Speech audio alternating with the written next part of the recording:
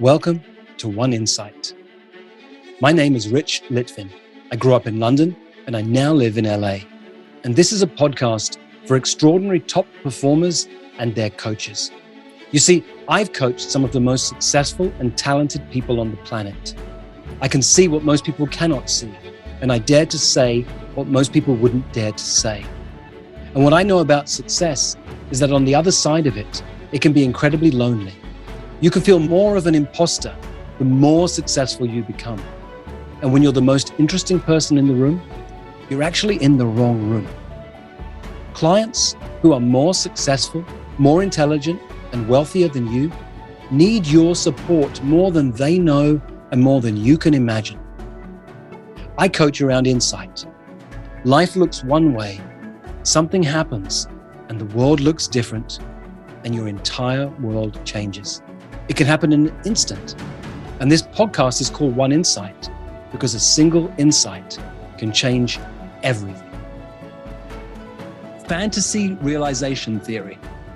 Fantasy realization theory by Gabriele Oettingen, who's a NYU professor. And fantasy realization theory, she explains it this way. The warm emotions that fantasies arouse lead people to feel as if they'd already met their goals. Yeah, that's absolutely true. It's why I get people to dream about the future. As soon as you get a client to dream about the future, they feel this fuzzy feeling inside. And I say a goal is a place to come from, not a place to get to. I want you to sustain that fuzzy feeling. However, there's a challenge that comes with that. She says, rather than daydreaming about your future success, you should think also about the real obstacles in front of you and how you'll deal with them.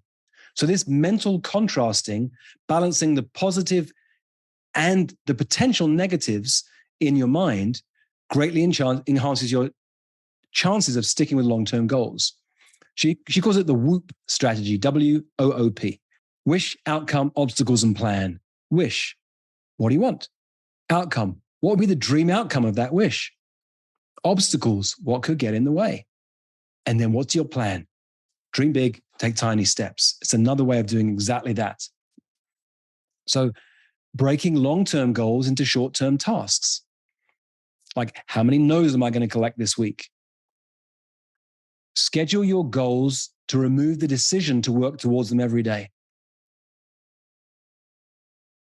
I got a new personal trainer recently. He's got a military background. And he said, I know what your problem is, Rich.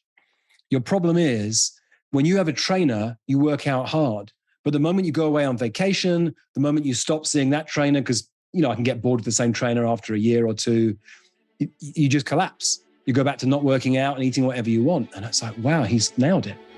What I need is a habit of exercise that doesn't rely on somebody else being there. I like having a trainer because they push me harder than I can push myself. But I can't always have a trainer. I don't always want to have a trainer. And when I don't have a trainer, I collapse. I don't have a habit of exercise that works for me when a trainer's not there. We need habits that sustain us.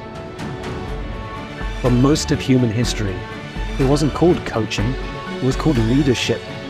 And it's what I love to do, to coach people, to lead people, and to mess with people's thinking. If you'd like more of this, or if you'd like to learn more about our community of extraordinary top performers, go to richlitvin.com/oneinsight.